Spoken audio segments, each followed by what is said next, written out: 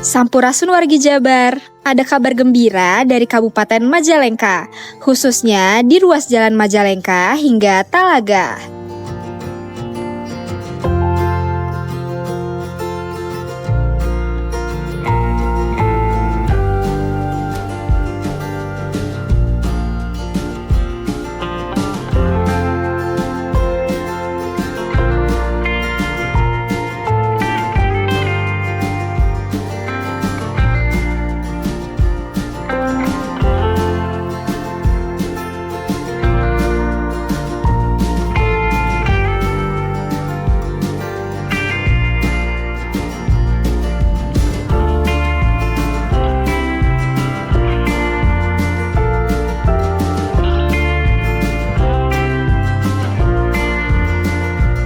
Pekerjaan rehabilitasi jalan yang dikerjakan oleh pemerintah Provinsi Jawa Barat kini telah mencapai 100% progres per tanggal 17 November 2025. Di ruas ini terdapat 4 paket pekerjaan yang dikerjakan sekaligus.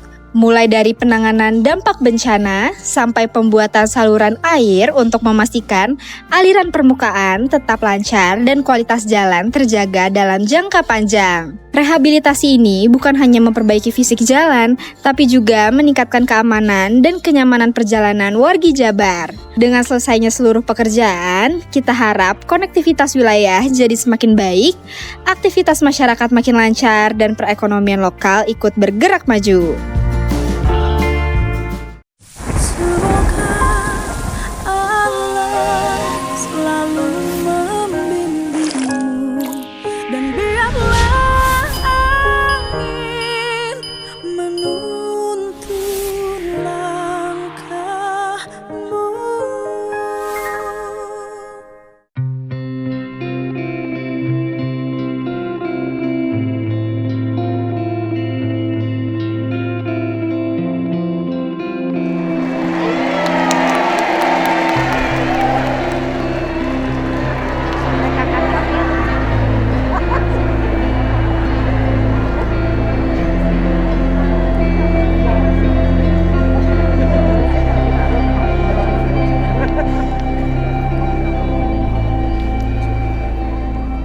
Assalamualaikum warahmatullahi wabarakatuh.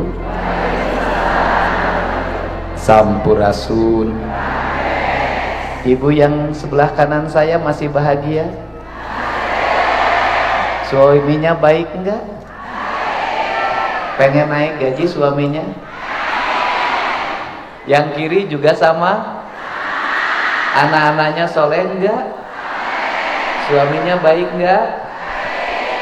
Kalau suaminya nakal, lapor ke saya.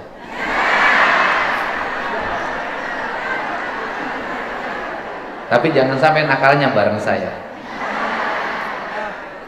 Semua keluarga besar PKK Provinsi Jawa Barat, dari tim penggerak PKK desa, kelurahan, kecamatan, kabupaten, kota, dan Provinsi Jawa Barat, saya ucapkan terima kasih atas kehadirannya. Semoga hari ini hari yang mencerahkan, membahagiakan, dan hari yang memberikan harapan. Berbahagialah orang yang masih punya harapan, dan rugilah orang yang sudah tidak punya harapan. Saya orang yang masih sangat berbahagia karena saya punya harapan calon buniang yang baru. Boleh nggak ya kawin? Nggak boleh. Kenapa nggak boleh? Karena itu punya yang sayang sama ayah. Pokoknya gitulah, kalaupun nakal di belakang nih yang aja. Saya ucapkan terima kasih Pak Ketua DPRD, para Bupati Wali Kota seprovinsi Jawa Barat, para Ketua Tim Penggerak PKK, Pak Sekda, beserta Ketua Dharma Wanita Persatuan Provinsi Jawa Barat, para ketua organisasi perempuan Jawa Barat, ketua Persit, ketua Bayangkari, dan seluruh jajaran yang hadir pada kesempatan sore hari ini. Saya ucapkan terima kasih pada jajaran Dinas Kesehatan Provinsi Jawa Barat, Ibu Kadi, saya ucapkan terima kasih yang hari ini kerjanya dirubah 24 jam, pokoknya mun aya anu gelok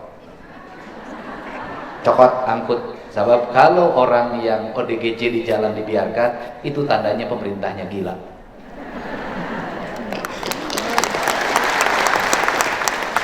Itu tandanya pemerintahnya gila, pemerintahnya yang ODGJ. Kenapa? Dia membiarkan ODGJ berkeliaran di jalan. Karena sudah disiapkan ada rumah sakit khusus menangani gangguan kejiwaan. Dan saya tadi menangis ketika teman-teman dari RSJ tampil. Banyak orang yang menganggap saya punya kemampuan, saya punya empati, saya tiap hari dianggap berbuat kebaikan. Menurut saya apa yang saya lakukan gak ada artinya dibanding mereka yang sukarela mau merawat ODGJ. Para dokter, para perawat, seluruh tenaga. Dan saya selalu wanti-wanti ke kepala Bapeda, saya bilang perhatikan kesejahteraan seluruh rumah sakit ODGJ. Beda. Dan saya sangat salut Bu. Saya kasih 100 juta tuh gitu. Yang paduan suaranya. Dan ibu-ibu yang tadi nyanyi Tangga Cinta dari Depok, saya kasih 50 juta.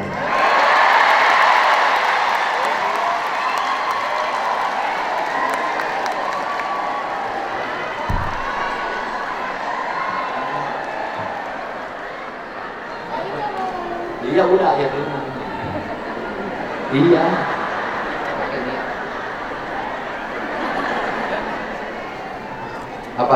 Apa? Ya udah, ayo ngomong. Udah. Tenang. Di sini tidak akan ada yang menyaingi Niang. Kabeh ini pun.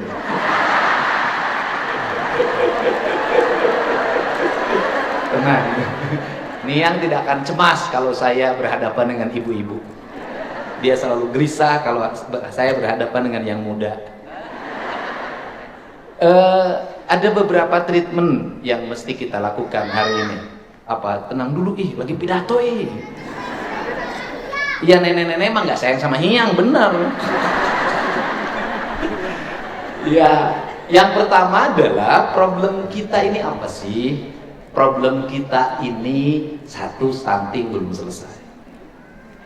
Bapeda Jabar hari ini sudah mengalokasikan biaya untuk kader PKK melakukan pendataan terhadap problem kesehatan warga secara paripurna. Dan kemudian setelah nanti datanya masuk ke saya, nanti saya akan merumuskan kebijakan bantuan keuangan infrastruktur untuk desa. Nanti pembangunan jalannya diambil alih oleh provinsi semuanya. Karena saya ingin jalan desa berkualitas. Karena selama ini jalan desa itu dibangunnya tidak sesuai dengan apa yang dalam pikiran saya. Sehingga bangun tahun ini, tahun depan rusak lagi, bangun tahun ini, tahun depan rusak lagi. Saya nggak mau begitu. Nanti mau dibangunnya langsung diambil oleh provinsi agar kualitasnya baik, berbeton semuanya, dan betonnya pabrikan.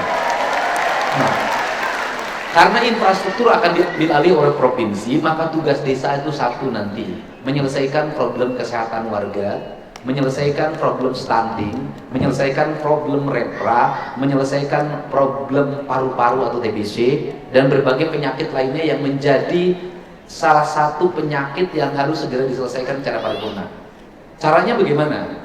Setelah pendataan selesai, maka nanti kita akan menghitung biaya recovery-nya selama setahun. Stunting berapa sih setahun? Kemudian lepra berapa dalam setahun? Kemudian TBC berapa dalam setahun? Dan itu akan kami langsung biayai sampai selesai. Dan nanti kader yang menjadi pembantunya kader PKK. Jadi nanti ada uang bantuan dana desa itu langsung diperuntukkan untuk apa? Biar apa? Biar perkara ini selesai. Tidak terus saja isunya itu aja. Saya termasuk orang yang selalu ingin tuntas menyelesaikan masalah. Mungkin tadi dengar lagu Tangga Cinta. Lagu Cinta itu lagu apa sih? Lagu Tangga Cinta itu terinspirasi oleh film Tiongkok. Saya waktu itu lagi berpuasa nonton film di rumah. Di film itu ternyata itu bercerita bagaimana sayangnya seorang putri raja terhadap rakyatnya. Dan kebetulan bapaknya ini pemimpin yang zalim, pemimpin yang serakah, pemimpin yang dalam setiap hari menyengsarakan rakyatnya. Si putri itu bertapa, dan dalam pertapaannya bahwa ayahmu akan kembali menjadi pemimpin yang adil kalau memakan kedua kelopak mata. Dan kemudian putri itu mencongkel kedua kelopak matanya dan menyuruh pelayan kerajaan untuk mengantarkan kedua kelopak mata itu sebagai makanan lezat bagi ayahnya. Dan ayahnya memakannya dan putrinya meninggal. Artinya dari situ ada seorang anak pemimpin, seorang putri yang sangat cantik dan dicintai oleh rakyatnya, mampu mengorbankan dirinya demi kepentingan rakyatnya. Dia tidak mau membenci ayahnya, dia ingin menyadarkan ayahnya. Kalaupun kedua kelopak matanya diberikan, bagi dia tidak ada masalah kalau itu untuk kepentingan kebaikan ayah dan kebaikan masyarakat. Proses penyadaran tidak mesti harus dengan peperangan. Proses penyadaran tidak mesti harus dengan caci memaki. Proses penyadaran seringkali dilakukan dengan pengorbanan dan keikhlasan. Maka saya menulis lagu judulnya Tangga Cinta. Maka dalam kalimat tangga cinta itu ada kalimat ketuhanan sebenarnya yang saya tuliskan sebagai bentuk inspirasi bahwa pada saat seorang dalam keadaan sekarat, maka nama Tuhan ada dalam kerongkongan. Maka ketika nama Tuhan ada dalam kerongkongannya, saya tidak mau ada rakyat Jawa Barat sekarat, nama Tuhan ada dalam kerongkongannya, tapi dia tidak dirawat oleh negara. Dia diperlakukan tidak adil oleh negara. Negara tidak hadir untuk mengobatinya. Maka saya memilih bahwa saya ingin, andai katapun orang meninggal karena pengobatannya tak mampu lagi menghentikan napas terakhirnya, tapi saya ingin dia pergi dalam keadaan bahagia. Bahwa biarkan aku pergi meninggalkan dunia ini karena perjalanan tubuhku tak mampu lagi melawan penyakit yang menderita dalam jiwaku. Tapi izinkan aku untuk berdoa pada Tuhan. Muliakanlah para pemimpin yang telah memandu perjalanan ke rumah sakit, dari rumah sampai rumah sakit, sampai pembiayaan ketika di rumah sakit, sampai keluarganya itu diberikan makan selama di rumah sakit. Prinsip dasar itulah yang membuka harapan saya. Kenapa saya membuka layanan pengaduan warga di rumah, kenapa saya membuka layanan pengaduan warga di kantor gubernur, dan nanti saya juga akan membuka layanan di 5 wilayah. Tujuannya satu, saya jadi pemimpin tidak boleh ada cerita orang gantung diri karena penyakit disebabkan karena negara tidak membiayainya ke rumah sakit. Prinsip dasar itulah yang harus terus. Ya, aku juga mencintaimu sepenuh hati.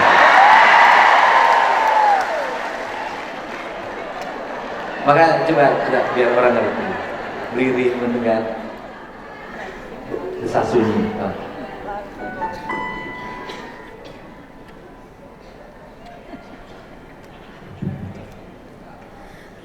Lirih menyapa desas sunyi, kau bersembunyi dalam helaan nafas suci, kau menghilang dalam pandangan mata, kau menjelma dalam makna tanpa warna. Taikin, dan itu bisa kematian. Nah. Lirih menyapa desas sunyi, kau bersembunyi dalam helaan nafas suci, kau menghilang dalam pandangan mata, kau menjelma dalam makna tanpa warna. Bukan begitu nadanya. Itu bukan nada kematian itu nada pengantin. Oh, menjelma. Nada Dalam makna Mana? naik warnanya. Ayo, karena naik. Nah, itu. Nah, Ah. Ya, sok sekali lagi. tak Ulangi dari awal. Mau Ais ini? Lirih menyapa dosa sunyi, kalau bersembunyi dalam helaan nafas suci, kau menghilang dalam pandangan mata, kau menjelma dalam makna tanpa warna.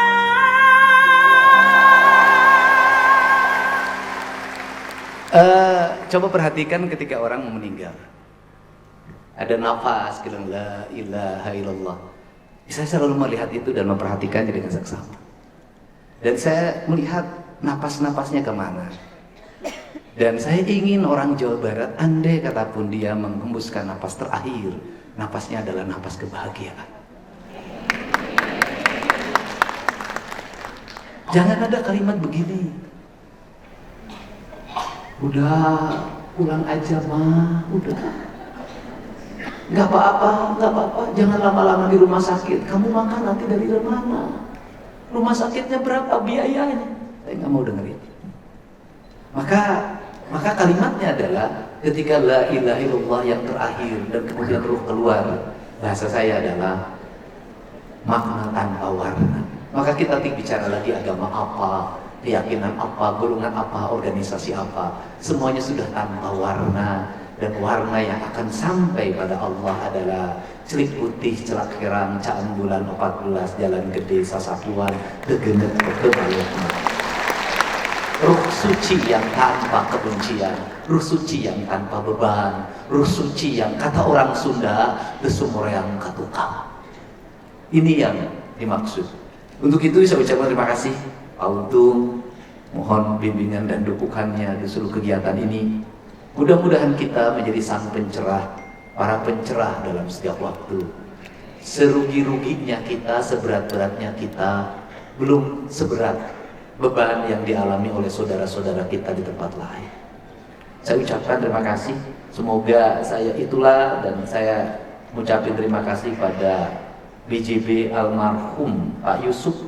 Ini cerita tentang Pak Yusuf almarhum. Dia pergi dalam keadaan bahagia menurut saya. Pada hari Selasa, saya menyelesaikan pertemuan yang ketiga seorang ibu yang ditahan di Lapas Karawang karena suaminya menggadai mobil yang atas namanya dan dalam keadaan menyusui. Ibu itu tidak tahu suaminya pinjam mobil leasing atas nama istrinya dan istrinya menolak, tetapi tetap dipaksa harus. Kemudian dalam perjalanannya mobilnya pernah digunakan kejahatan oleh tetangganya, ditahan di kejaksaan, habis itu balik lagi. Dan setelah itu suaminya menggadaikan tanpa sepengetahuan istrinya. Setelah digadaikan, mobil itu mengalami kerusakan dan kemudian dijual ke tukang rongsok. Dan akhirnya ibu dalam keadaan menyusui ditahan karena menjual mobil leasing. Saya diberitahu oleh wartawan Kumparan, Kang Didi, tolong ini bantu. Saya mencoba menemui ke rumahnya, bertanya. Ternyata suaminya itu ingin membangunkan rumah mertuanya. Jadi mobil itu digadaikan untuk membangun rumah orang tua dari istrinya di Sumedang. Akhirnya saya memutuskan, asalnya berapa itu leasing harus dibayarkan. Asalnya 160 juta. Negosiasi pada akhirnya jatuh ke angka 80 juta. Pertemuannya terakhir memutuskan untuk dibayar itu di Tower, BJB Tower. Waktu itu di samping saya ada Pak Yusuf, Dirut Bank Jabar. Pak Yusuf mengatakan, Pak, yang 80 biar kita bayar aja, nggak usah sama Bapak. Dan Pak Yusuf mengingatkan ke Hervi berulang-ulang, ingat itu pesan Pak Gub, segera ditransfer. Kepergian Pak Yusuf meninggalkan dunia ini telah membebaskan seorang perempuan, seorang ibu dari penjara. Sehingga saya minta Bank Jabar untuk terus mengalokasikan CSR-nya bukan untuk kegiatan apapun, tapi untuk kegiatan kemanusiaan. kegiatan pembebasan. Untuk itu mudah-mudahan kesatuan gerak PKK itu sesungguhnya adalah upaya melakukan pembebasan terhadap problematika kehidupan berbangsa dan bernegara saat itu, di mana orang Indonesia waktu itu buta huruf, orang Indonesia tidak mau vaksin, orang Indonesia waktu itu susah untuk berKB, orang Indonesia waktu itu gizinya buruk, orang Indonesia waktu itu pendidikannya rendah. Maka kesatuan gerak PKK menjadi kekuatan untuk melakukan perubahan agar orang punya kesadaran, sehingga spirit PKK bukan hanya spirit wanita tetapi juga spirit kaum laki-laki. Terima kasih laki-laki yang mau menggunakan baju PKK dan menjadi tokoh PKK.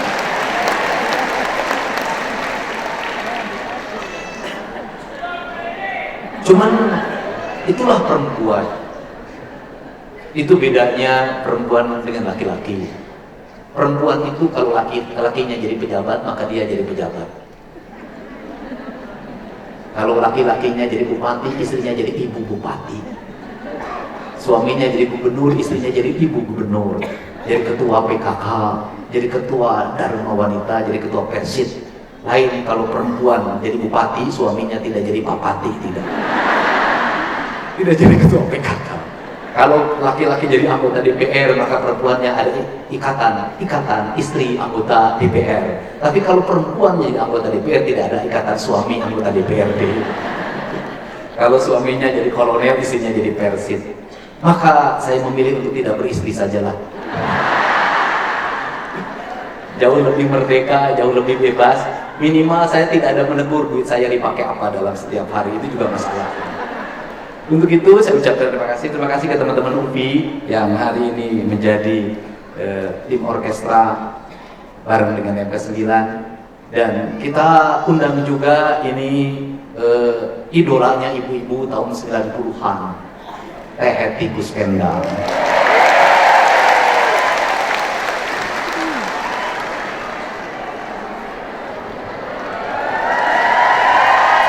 Ini hadiah buat PKK Jawa Barat.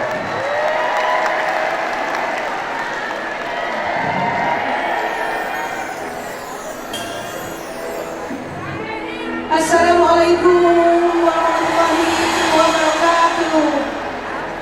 Iya saya. Atur nuhun. Assalamualaikum warahmatullahi wabarakatuh. Sampurasun. Sampurasun. Ramses. Oh, lihat kamera. Ece, cager. Alhamdulillah. Geningan geus kolot ece teh. Hasana. Aing mah jaba kolot, jaba bawel aing mah. Aku mahasih. Henteu kumaha geulis. Aduh ece, ya amruk yang seangkatan ece. Nya eta, tapi ieu teh bade narosna. Ieu teh emang masih sayang ka ece kitu ka bunda? Masih sayang teh ieu teh? Sayang? Alhamdulillah Kang Dedi, alhamdulillah. Ngimpen naon biasana ece mah nya ieu teh daungi. Ieu teh cicing. Ah cicing. Oh, eta mah bahasa Bunda tuh cicing gitu lamun gandeng teh nya. Aduh alhamdulillah. Sayang, aya cucu Bunda. Aya cucu Bunda Astro, Arlo sareng Arcila. Mana Arcila sama Astro ada ya? Oke, Kang Dedi alhamdulillah. Ece terek nyanyi rek asup incu ka dia.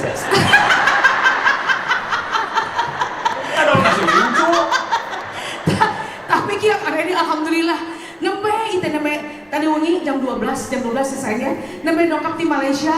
Ya di Malaysia. Ai henti kusana mengirim pajengna di Malaysia wae nya. Ai di Jawa Barat mah Kang Dedi we anu nyambut kecil teh nya. Geus panggung kadua ieu teh. Panggung kadua. Ka tilu. Iraha. Aya sih dua kali honor eta teh. Oh gitu atuh untuk 2 kali. Apaan ai incu teh opat. Lah coba di bekelan. Kelan. Karena di Lain lucu mending kalau itu mending sok mesra wae jeung salaki teh. Yo atuh kunaon sih? Mending ngabibita. Kunaon sih? Henteu. Segitu wae. Urang ge boga kaulah urang Malaysia. Beras. Aya anggota parlemen Malaysia. Siapa namanya? Ada, nanti tanggal 10 mau ketemu saya. Apa bener? Bener. Iya. Iya. Iya sayang. Kang Deddy, alhamdulillah terima kasih banyak Bapak Gubernur yang saya hormati, yang saya sayangi, yang saya cintai juga segenap jajaran Jawa Barat yang keluarga besar Pak. Terima jelas kasih. semuanya mana tuh catatannya hiji-hiji teh panitia kayaknya terdebatkeun. Ibu ieu meninggal nulis ieu ibu PKK. PKK. Masya Allah. Dan meni langsing. Baheula langsing eno langsung. Lucu ge mending. Cicing. Ayo mending gegeren di lantawa. Saya sendiri imam payet. Oh, payet. Payet imam. Payet. Digerin-gerin cenah oma. Oma ibu teh omanya. Alhamdulillah pada 70 tahun. Saya cuma digenut ge.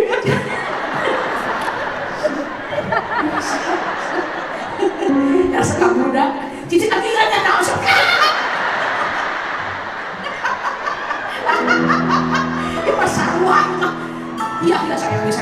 Oke, salam dulu sama Sama oma salam ya. Oke. Sama Oke. oma. Oke, baiklah, Acung lagu apa sekarang? Apa Ya, reaksinya? diam dulu. Tadi kita mau nanya. Ini kan kakak susu.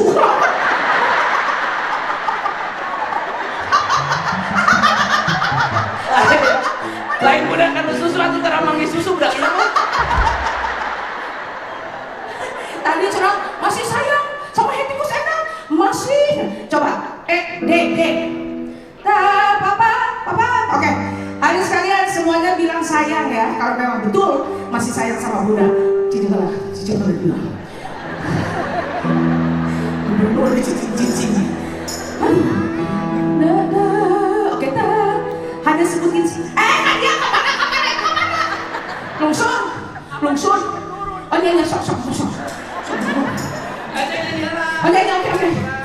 Kemana? Oke. Tidak. Masihkah kau ingat apa? Gadis yang pernah kau dia menunggumu.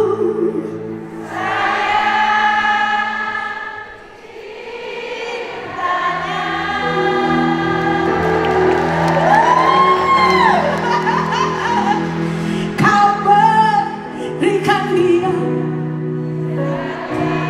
janji saya terus janji sayang terus berarti masih sayang sama Bunda hatiku sendang. Kali ini nuhun pisan yuk berapa tahun ya saya nyanyi ya. Oke. 54 tahun tidak mudah di dalam dunia entertainment. Bernyanyi. Da.